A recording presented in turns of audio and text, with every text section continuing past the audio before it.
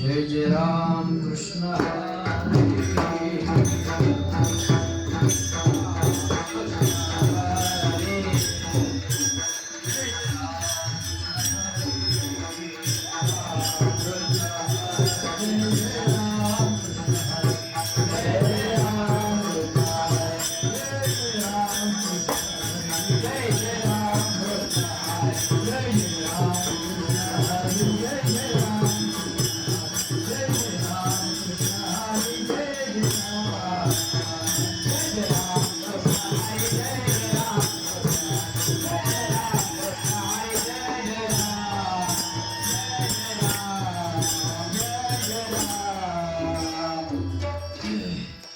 सद्गुरु वाचवणे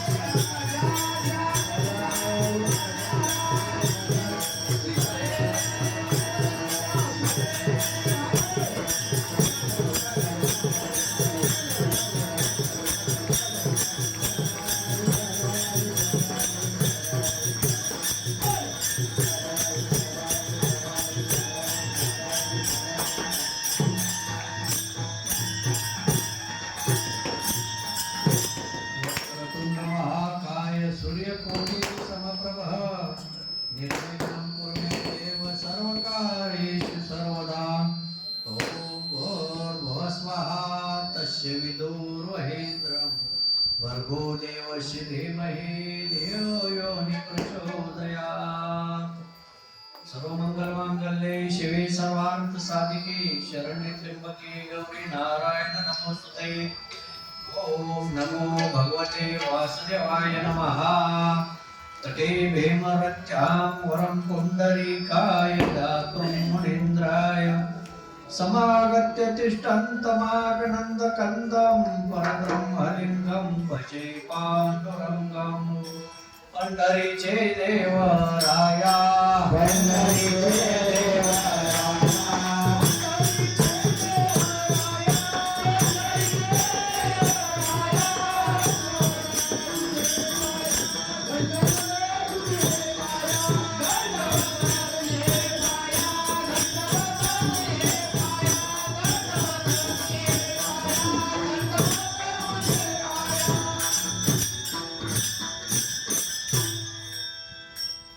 आज परम पावन आणि पवित्र गुरुपौर्णिमा याच्या महान पर्वाच्या कार्यक्रमाच्या निमित्तानं आजच्या कीर्तन सेवेसाठी घेतलेला अभंग संत श्रेष्ठ जगद्गुरु तुकाराम महाराजांचा अभंगाच्या या सेवेसाठी घेतलेला आहे.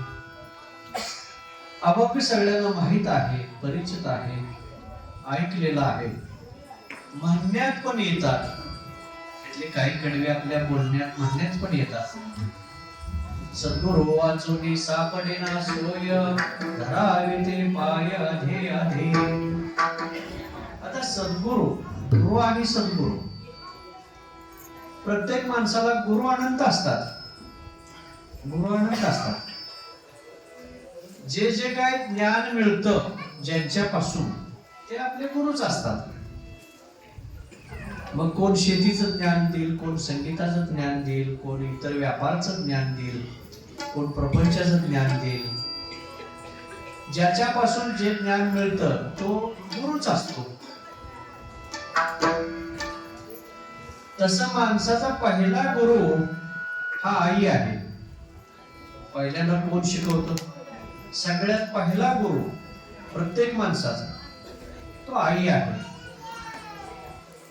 तर त्याच्या अगोदर कोणी त्याला काही शिकवलेलं नसतं.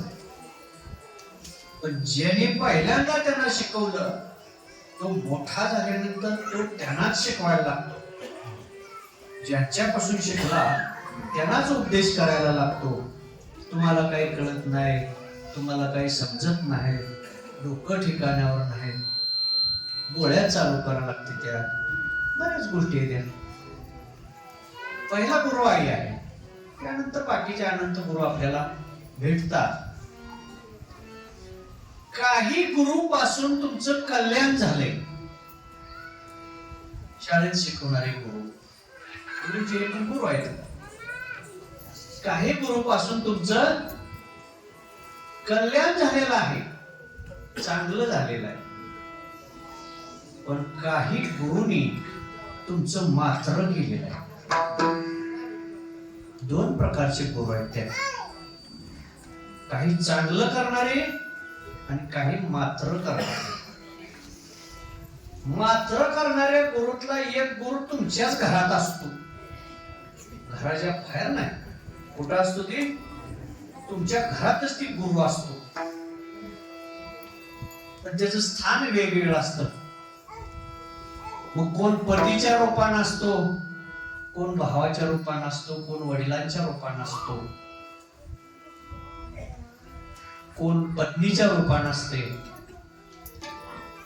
स्थान वेगळं असेल पण घरातला एक गुरु असतो की त्या गुरुमुळे कल्याणी होते आणि मात्र पण होते, म्हणजे वाईट पण घडतंय. लग्न झाल्या झाल्या महिन्याच्या चिकडं तिकडं वाटण्या करते. हे चांगल्या गोष्टी आहेत का? नाही, ते पण गुरुमुळेच घडतं. कशामुळे घडतं? गुरुच. आता पत्नी पतीचा गुरु आहे का पती पत्नीचा गुरु आहे ह्याचा शोध काय अजून लागलेला नाही. मी त्याच्यावर एक PhD नवीन करावी लागेल. एक संशोधन, रिसर्च म्हणतात त्याला. त्या संशोधनाचं नंतर काय करावं लागेल. काही ठिकाणी पतीची आज्ञा चालते घरामध्ये आणि काही ठिकाणी पत्नीची आज्ञा चालते घरामध्ये. काही ठिकाणी वडिलांची आज्ञा चालते घरामध्ये, काही ठिकाणी आईची आज्ञा चालते, काही ठिकाणी भावांची आज्ञा चालते, काही ठिकाणी बहिणीची आज्ञा चालते. बहिणीची पण आज्ञा चालते काही घरामध्ये. स्वरूप वेगवेगळं आहे. मठाला जा म्हणणारे काही गुरु तुमच्या घरात असतात आणि मठावर जाऊ नको म्हणणारे काही गुरु तुमच्याच घरात असतात. गुरुची भेटी हा माझा छंद. गुरुची भेटी हा माझा छंद. गुरुची भेटी हा माझा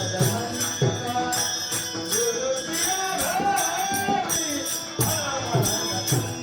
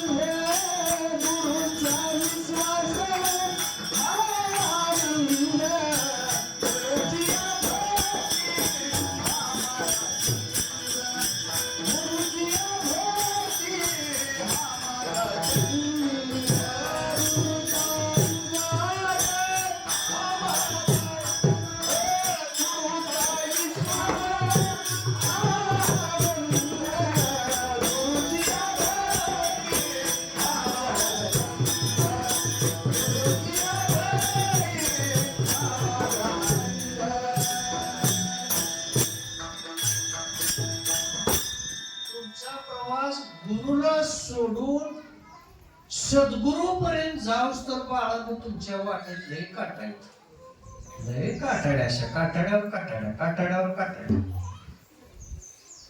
आणि तेवढ्या काटाड्या ओलांडून तुम्हाला सद्गुरूपर्यंत जायचं आहे. एक दिव्य प्रवास आहे. सद्गुरू मिळणं हा दिव्य प्रवास आहे. सहजासहजी सद्गुरू कोणाला मिळणार नाही. भवत सुकृताची जोडी म्हणून विठ्ठला मागच्या जन्मात काय तर तळहातावर गुंजभर तुमचं पुण्य होत म्हणून इथं येऊन टेकला. टेकू शकणार नाही. पूर्वजन्मी ज्यांची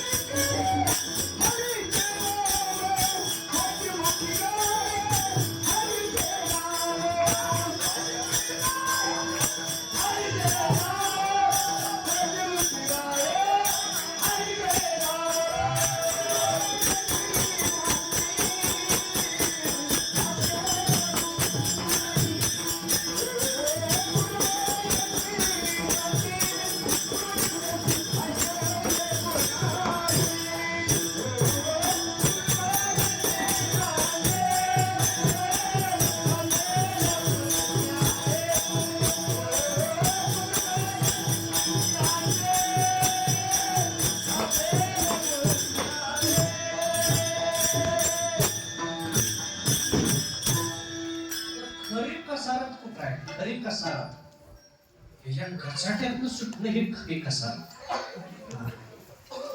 सहजासहजी सुटणार ध्रुवबा आपल्याला माहित आहे. उत्तमपाद नावाच्या राजाला 2 बायका आणि त्याच्या पोटी जन्माला आलेला हा ध्रुवबा. मग 2 बायका त्यांना आणि मग मागची बायको जरा लाडकी असते. आता आपल्याला मागची पोटी एकच असल्यामुळे काय माहिती नाही मागची कशी पुढची कशी, पण साधारण नियम आहे असं जरा मागणं आलेली असते ती जरा लाडकी असते, धाकटीची असते. आणि मग इथं सवती मत्सर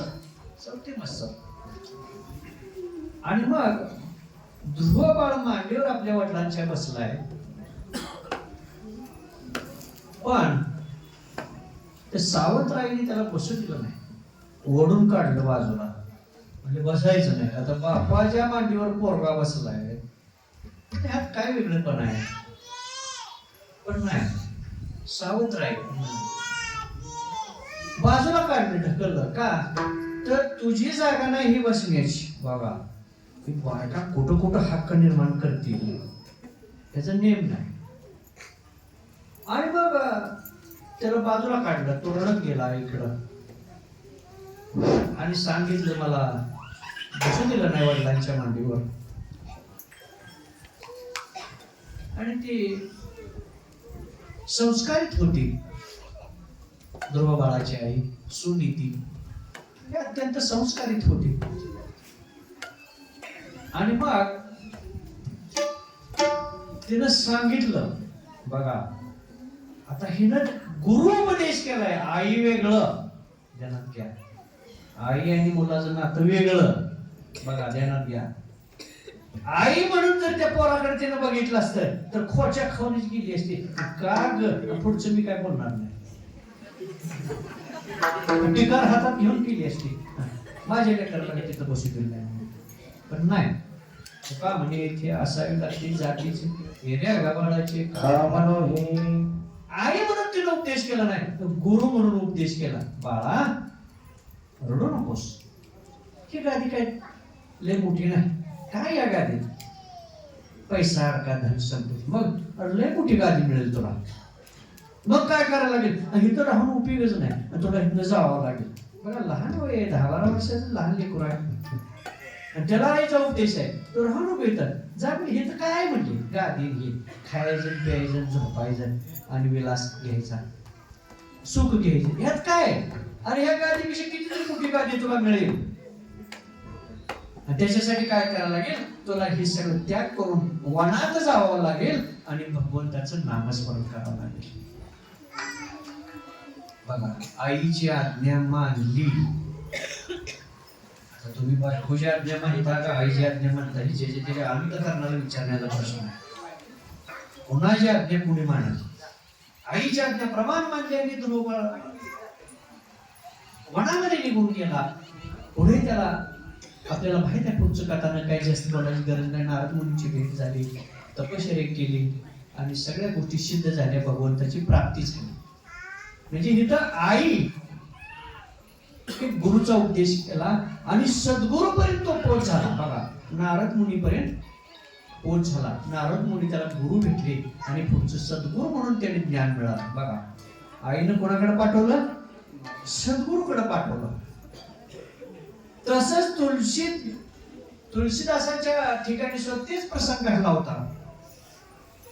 तुळशीदास ज्यांनी तुळशी रामायण लिहिलं तर नवीन लग्न झालेलं आणि त्यांची मालकी पत्नी ही आई वडिलाकडं बाहेर गेलेली होती. आणि नवीन लग्न झालेलं असताना त्यांना ते लवकर येणं असे झाले का काही केलं त्याला थांबू वाटे ना. कधी एकदा पत्नीची भेट घेतोय असं वाटलं आणि त्याला काय वाहनं वगैरे नव्हती. चालतच गेली सासरवाडीला. अंधार आहे, पाऊस आहे, वारा आहे, सगळी दुःख सोसलो मायेसाठी. कशासाठी सोसेल. देवासाठी सोसणार नाही. हाय बा पाऊसच होता म्हणून मला काही जमलं नाही. आता इथं हा जो ह्याचा प्रवास चालू आहे, रात्रीचा प्रवास चालू आहे, अजून सासरवाडी जवळ आली नाही. अंधार आहे, पाऊस आहे, वार आहे, सगळं आहे, तरी पण काय ध्यास आहे ना. कधी जाऊन पत्नीला भेटते ध्यास आहे. गेला पडत आपटत कटत पायात काटत मोठत करत गेला. 2 मजली घर सासरवाडीत त्यांच्या सासऱ्याचं आणि ती वरच्या मजल्यावर दुसऱ्या मजल्यावर ती पत्नी झोपलेली. संध्याकाळची वेळ 12-1ची वेळ आहे. सगळे दरवाजावर झोपलेली. आता कोण उघडायचं काय. मग खड्या मारून दमला कोण उठायला तयार नाही. वरच्या मजल्यावरती झोपले म्हणून मग त्यानं काय केलं. वर जा कसं जायचं म्हटलं. आता वर तर चढलं पाहिजे. एक साप लावून कळत होता आणि अंधारात दिसलं नाही. दोरीसारखा तो साप होता आणि दोरीसारखा दिसला. सापाला धरून वर गेला. पत्नीची भेट झाली. तिनं बघितलं अहो इतक्या रातचं तुम्ही एवढ्या वाऱ्यात अंधारात आणि तो एवढं चालत यायचे एवढं काय काम होतं का म्हटले. अहो मी 2-4 दिवसांनी मी येतच होते म्हटले. इतकं तुम्ही कष्ट घेत यायची काय गरज होती. आणि ती जिन्यात त्या भिंतीच्या बाहेर बघते तर साप असा लोंबकळतोय आणि तुम्ही आला कसं वर म्हणले. आम्हाला एक दोरी होती. दोरी कुठली हवा म्हणजे साप आहे लांब सड आणि त्या सापाला धरून तुम्ही वर चढून आला म्हणजे एवढं जीव धोक्यात घालायची काय गरज होती का. आणि तिने एकच वाक्य उपदेश केला आपल्या पतीला. म्हातारपणी नाही, तरुण अवस्थेत नवीन लग्न झालेले वय होतं. ते काय फार असं म्हातारपणातलं वय नव्हतं. म्हातारपणी कोण कोणला उपदेश करतात.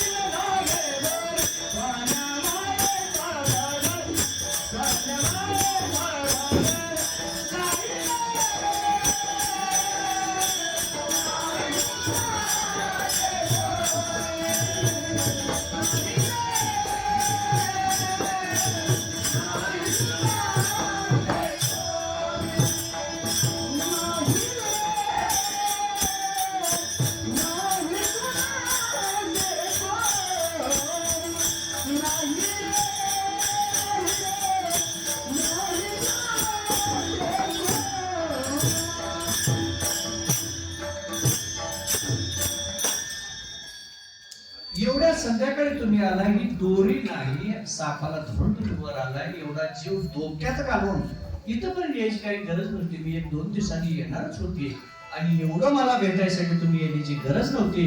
तुमच्या जीवाला काय झालं असं तर काय करायचं.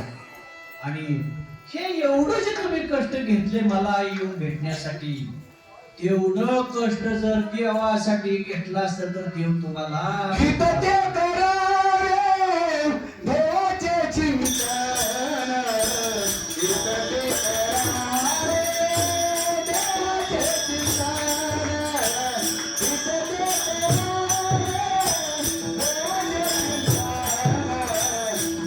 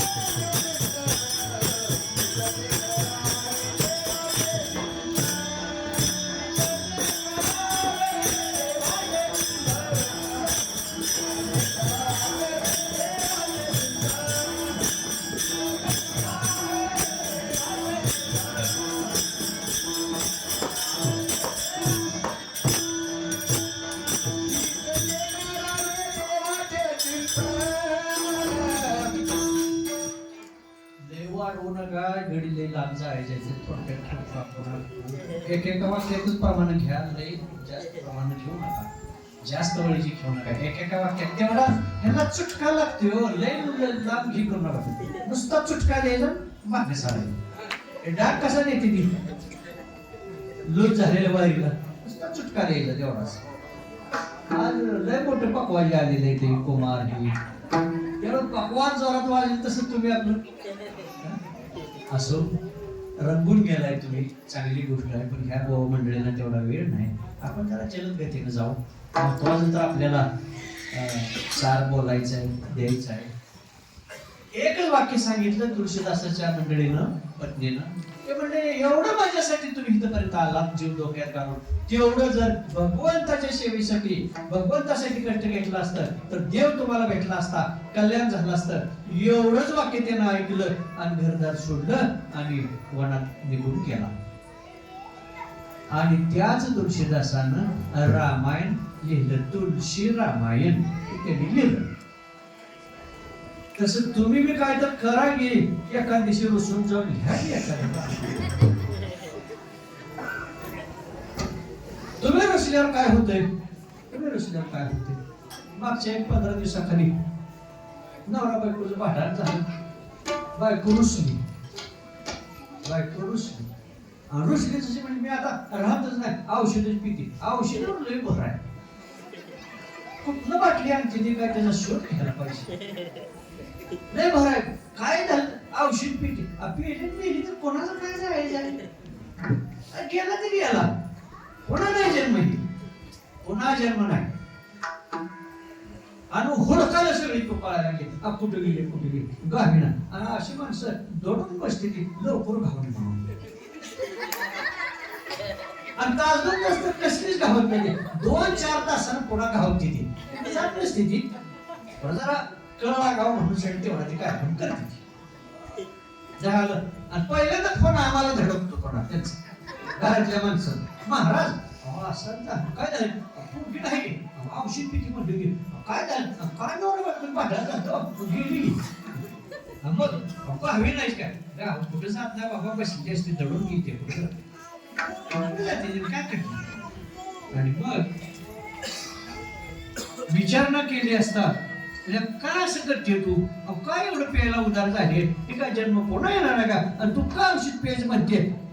जन्म नाही रे आणि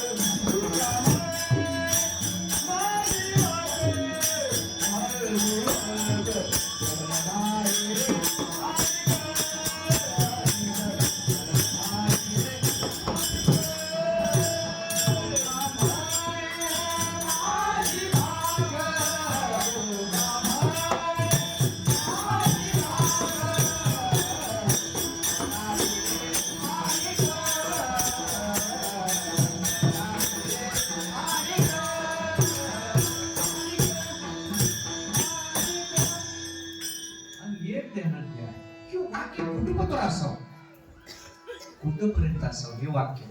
मी औषध पिती हे वाक्य कुठपर्यंत असावं. जर नवरा बायको जिथे असते ना जिथे आता ह्यात कोणा जिथे जिथे बघा तर ते पती जिवंत आहे पटू किंवा त्या दोघातला एक जात नाही तत्पटू ही वाक्य असतं बघा यांचं. असं म्हणू नका की नवीन लग्न झाले की पोरगाड ठोरगाड्यातली तीच म्हणते मी औषध पिती असं नाही. कितीही वय असू दे 60च्या घरातली 70च्या घरातली आता ही औषध पिऊन काय करणार आहे आधीच कटाळी येते की औषध कशाला पिती म्हणते. ज्याने सुद्धा म्हणाव मी औषध पिती काय हौस आहे एवढी औषध पिण्याची तुम्हाला. नाही मला एक कोडच कळलं नाही अजून कळलं नाही कोड. पुरुष मंडळीत फार काही नाही प्रमाण ह्यांच्याकडं औषधात नसते फास घ्यायचं असते. फास घ्यायचं दोर लटकावायला पंख्याला त्याला राम नाम सत्य क्वचित ते प्रमाण किती हजारात कुठं तर 1-4-2 लोकांचं प्रमाण जास्त नाही. पण ही औषधाचा कार्यक्रम थांबवा. आणि कोणत्याही वयात आहे तरुणीत आहे म्हातारीत आहे मध्यम मध्ये आहे पोरगाळ ठोरगाळात आहे केस पिकलेल्यात आहे काळे असणारात आहे सगळ्यात. तुम्हाला ज्ञान आहे का नाही वय काय आपलं सुना मुलं बाळ नातवंड परताड सगळे आम्ही औषध पिते कशाला होती पिऊन जागे तिकडेच कुठं पडता म्हणू नको पी एकदा जा तुला जायचं. तू गेल्यावर हे जग चालायचं बंद पडणार आहे का. काय एवढं जेवढं उदार होत आहे हे पुन्हा नाही दुर्लभ आहे. मनुष्य जन्म दुर्लभ आहे. जी मेले ना त्यांना माहित आता दामट्यासाठी करायला लागले मला कोण दामटा देते आणि तुम्हीच दामटे टाकता. कोणाला तर लागल्यावर तुम्हीच दामटे टाकताय बसता हे पुन्हा मेल्यावर कळतं. काय झालं दवाखान्यात ऍडमिट केल्यावर कळतं. ते उपार्ट ज्यावेळी औषध बाहेर काढते का नाही मोठमोठी इंजेक्शन देऊन उलट्या करून त्यावेळी मरण्या पुढच्या येत नाही त्या तिथं तर गेल्यावर कळतं मी केलं नुसतं फरक झाला असतं. असं नाहीत गोष्टी करू नका. कारण काय आलं कशासाठी औषध प्यायची म्हणली काय झालं मला फोन आलता काय नवरा दारू पिला मग पिऊन तुझं काय तू मेल्यावर तिची दारू सुटायची काय बायको मेली नवऱ्याची दारू सुटली असं म्हणणार आहे का. नाही हो बाप मेला वैतागून पोरगा दारू पितो म्हणून बाप मेला पोराची दारू सुटायचे का. ही कुठे शास्त्रात केली एका मेल्यावर दुसरी दारू सुटली. आणि त्याची दारू न सगळं सुटेल की तुमच्यात ताकद पाहिजे. सर्व गोष्टी सुटतील. काय किती वाईट असायची असू दे गोष्ट. तुम्ही कमी पडताना शेवेला हत्ती आकलण्याची ताकद आहे भगवंत त्या ठिकाणी. त्या भगवंताला हलवलं नाही तुम्ही. तुम्ही काय करा बसला की तिच्या घरातल्याच म्हातारीला झोपड्यात बसला हलवते. अरे मेलेल्या मुर्द्याला कशाला तुम्ही त्याला झोप्या खाताय आणि त्याला कशाला झुलवताय? द्या गे अर्धी करून भाकर खाऊ दे, बसू दे निवांत. हे बाजूला राहिलं. भगवंताची आराधना करा. वाघ आकळते. वाघ पार्वती वाघावर बसलेली बघितली का नाही?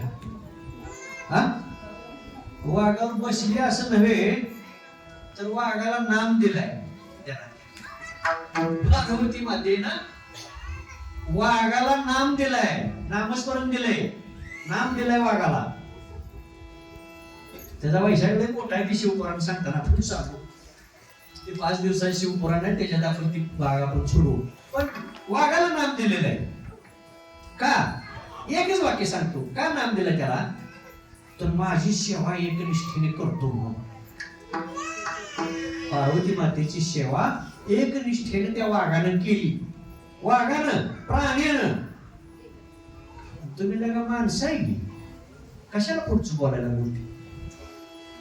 आता त्याला कोण नाम देईल का? जनावराला कोण नाम देईल का? जनावर कृपा झाली, त्याला नामस्मरण मिळालं. इतका लाडका झाला पार्वती मातेचा तो वाघ. आणि भगवान शंकराने तिने विनंती केली की नाम द्यायला. ते म्हणजे कशाला कोण आणलाय म्हणजे वाघ कशाला आणला इकडं? काय नाही म्हणजे ह्याला नाम द्या म्हणजे हा माझ्या बरोबरच राहणार आहे, ह्याला नाम द्या तुम्ही. वाघाने नामस्मरण प्राप्त करून घेतलं. नाम घेणं नव्हे, नाम सगळेच घेतात. तुम्ही सगळे नाम घेतलेले, ती माळा बी घातले त्या, ते नाही. कृपा महत्व कशाला? कृपेला. गुरुची कृपा होणं, भगवंताची कृपा होणं, ह्या गोष्टीला महत्व आहे. आणि ती कृपेला तुम्ही पात्र व्हायला पाहिजे. आणि तो कृपेला पात्र होण्यासाठी तुम्ही सद्गुरु पर्यंत पोहोचावं लागतंय. काय करावं लागतंय? पोहोचावं लागतंय. आणि ज्यावेळेला तुम्ही सद्गुरु पर्यंत पोहोचाल त्यावेळेला काय होणार? सेवा केल्यानंतर सद्गुरूची कृपा तुमच्यावर होणार. श्री गुरुचा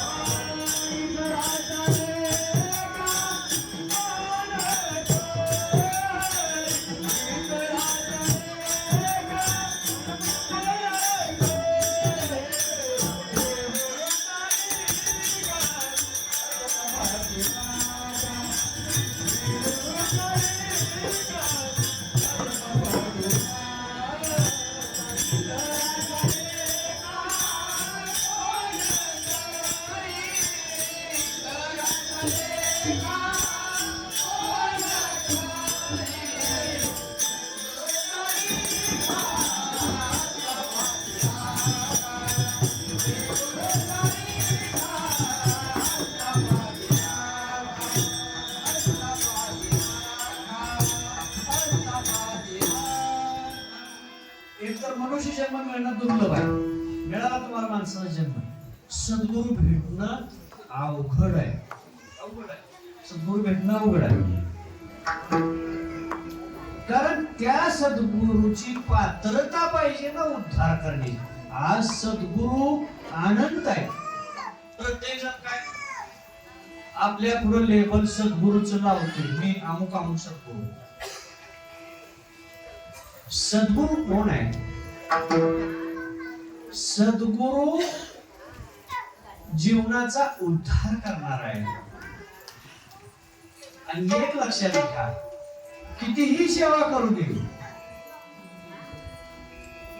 जवळ घेणारा कृपा करणारा भगवंत नाही तर तो सद्गुरू असतो. त्याला कारण काय? कारण काय? देव जवळ घेणार नाही लवकर. काय कारण आहे त्याला? शब्द लय वाईट आहे, तुम्हाला ऐकू वाटणार नाही बाळा. का जवळ घेणार नाही देव? घाणपाट लोक आहे, अशुद्ध आहे ना. घाणपाट म्हणजे अशुद्ध आहे. काय वाचा म्हणे अशुद्ध आहे ना. ते घाणपाट लोकांना ती स्वीकारत नाही. त्यांना कसं पाहिजे? एक्सपोर्ट माल पाहिजे भगवंताला. ते म्हणणार हे आहे ना चांगला, ठेव चांगला आहे. ते बांधावर टाकलेलं डाळिंब ते मालक म्हणजे आमचं 100 घ्यायला 50 तर घ्याय, ते म्हणजे महागात घ्यायचं तुझं नवं. आपण कुठल्या यादीत? बांधावर टाकलेल्या डाळिंबीच्या यादीत. हा, कशी कृपा होणार? भगवंत जवळ घेत नाही का?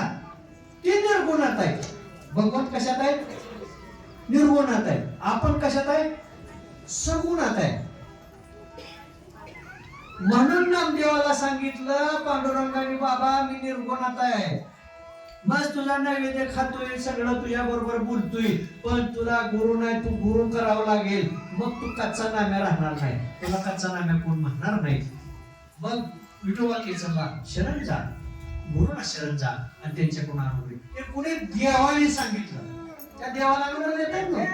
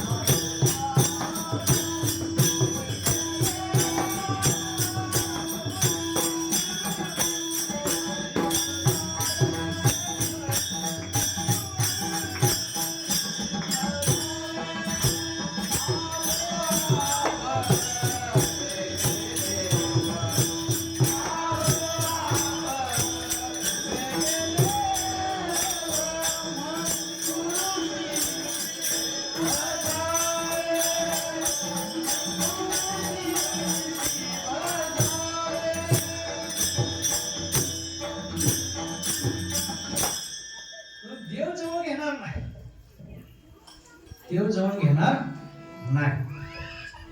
देवांजवळ घ्यायला देवासाठी काय केलं? काय केलं? काहीच केलं नाही. गुरुला प्राप्त करायसाठी तर काय केलं? काहीच केलं नाही. काहीच केलं नाही. ज्या दिवशी नाम घ्यायला आला, ज्या दिवशी माळ घालायला आला, त्या दिवशी काय सेवा केली होती? काय भक्ती केलेली होती? काय नाही. तरी गुरुनं स्वीकार केला. त्याला काय म्हणते माहित आहे का? पदरात घेतला. कशात घेतला? पदरात घेतला. एखादं वाईट लेकरू आहे आणि ती आई बा काय म्हणते, आमचं लेकरू लय वाईट आहे हो, एवढं कसं पदरात घ्या. तसं तुम्ही काय आहे हे तुम्हाला माहित आहे, पण तुम्हाला गुरुने काय केलं? पदरात घेतलं, पवित्र केलं. नुसतं पदरात घेतलं नाही, नुसतं पदरात घेतलं नाही, तर पवित्र केलं. हे फक्त सद्गुरूच करू शकतात. हे कोण करू शकतात? सद्गुरू करू शकतात. आणि जीवनामध्ये तुमच्या सुख, अरे सुख कशाला म्हणायचं? सुख कशाला म्हणायचं? बंगला बांधला सुख मिळालं का? मोठ्या 4 चाकी गाडीत फिरला मी सुख मिळालं का? एकाच्या हातोरणा खाणं मोठा आहे का? हातोरणा खाणं त्याला सुख आहे का? नाही. सद्गुरूंचा सहवास लाभला, सद्गुरूंचा सहवास लाभला तर सुखाची प्राप्ती आहे. सुख कोणाजवळ आहे? सुख कोणाजवळ आहे? भगवंतापाशी आहे. पण तिथं त्यांचा निर्गुण अवस्थेतला वावर आहे, तिथं तुम्हाला जाता येत नाही, त्यांचा सहवास घेता येत नाही. पण सद्गुरूचा सहवास सहज लाभ आहे. हा सहजासहजी प्राप्त होणार आहे. तिथं सुख मिळणार आहे. आणि काय घडेल मग? सद्गुरू काय आहे? काय आहे सद्गुरू? नुसतं नाम दिलं, नाम घ्या, बाळ घाला, वाऱ्या करा, संपलं का सद्गुरू? एवढ्यावर संपलं का? नाही. सद्गुरूच्या ठिकाणी ओतप्रोत असं सुख भरलेलं आहे. सागर आहे, सागर. कशाचा? सुखाचा सागर आहे. सद्गुरू कशाचा सागर आहे? सुखाचा सागर. सुखा लागे कर गुरु हा सुखाचा सागर. गुरु हा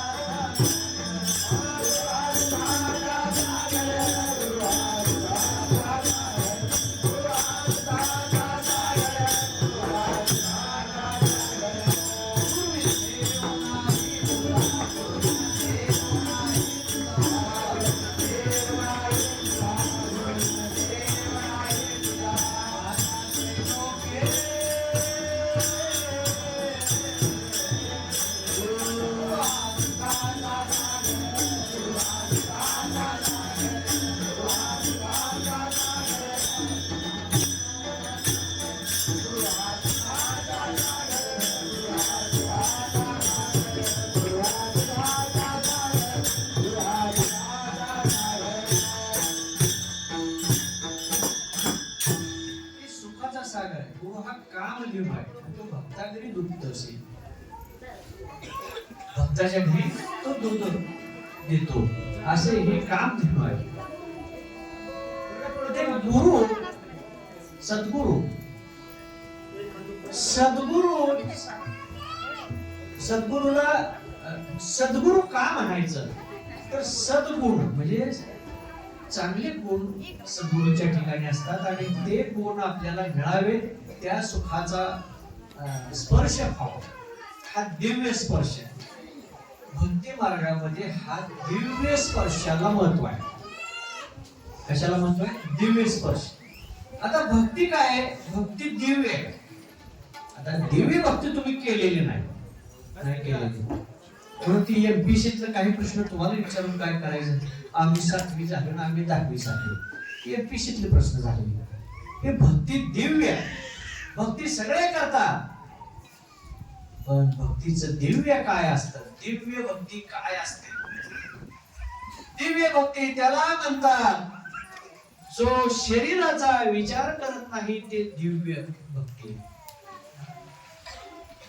वाल्याकोळ्यानं ज्यावेळी नारद मुनीची भेट झाली, उद्देश केला, वाईट आहे सगळं सोडून दे. सोडलं, नाम जप करत बस. कुठपर्यंत? मी मागे येईपर्यंत बसला. किती वर्ष? अनेक वर्ष बसला. अन्न नाही, पाणी नाही, निवारा नाही, काय नाही. का? तर ते म्हणले होते की मी माघारी येऊस तर नाम जप करत बस. आता तीर्थकाळात फिरणार, स्वर्ग मृत्यू पाताळामध्ये नारद मुनी फिरणार. कितीतरी वर्ष गेले. पुन्हा त्यांच्या ध्यानात आलं, कोणी शिष्य होता तर त्याला नाम घेतले आणि नाम जप करायला बसायला सांगितले ना आपण जाऊच तर तिथं नाम जप करायला सांगितले. आपल्या ध्यानातच नाही. पुन्हा येऊन त्यांनी बघितलं तर त्या जागेला कुठंच दिसेना. जिथं बसला होता तिथं काय दिसेना. वारं वाढलेलं होतं, झाडं झुडपं वाढलेली होती. लोक म्हणजे कुठं गेला? म्हणजे काय झालं? आणि मग तिथं नामस्मरण ऐकू यायला लागलं. राम नामस्मरणाचं जप ऐकू यायला लागला. आणि मग ते वारं बाजूला काढलं, झाडं झुडपं बाजूला काढली आणि बघते तर झाडाची साल कशी गळून पडते तशी ही शरीराचे कातडं गळून पडायला लागलं. तसं भोत जाणवतं. या शरीराचा भोत जाणवता आणि नुसता श्वास चालू होता. श्वास. शरीरात काही नव्हतं, काही नव्हतं, फक्त श्वास चालू होता आणि भोत सगळं निघून पडायला लागलं होतं. ते चित्र ज्यावेळी नारद मुनीने बघितलं, जगा म्हणजे एवढं इतकी वाईट अवस्था शरीराची की भोतच्या भोत तुझ्या शरीराची पडायला लागले.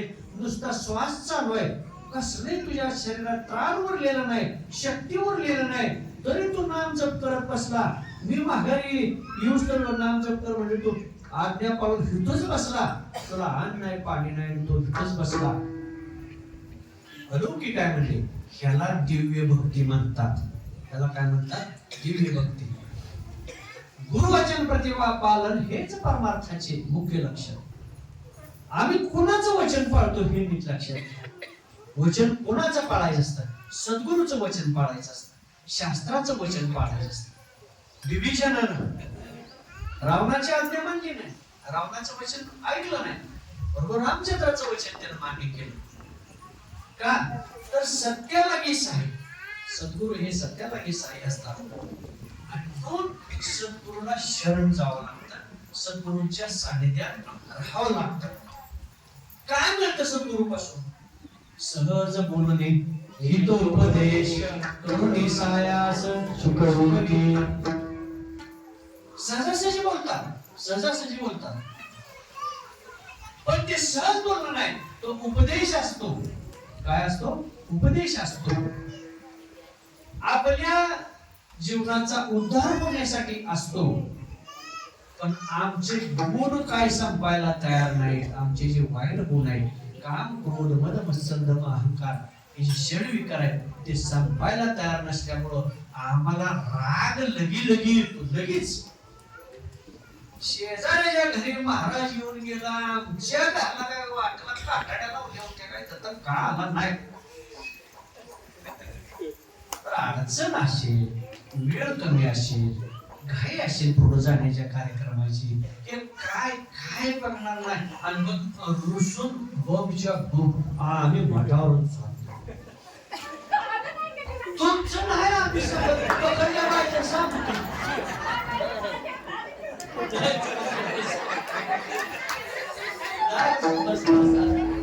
तुझं नाही ते तुझ्यासारखी जी पकडल्या भागात पाहिजे.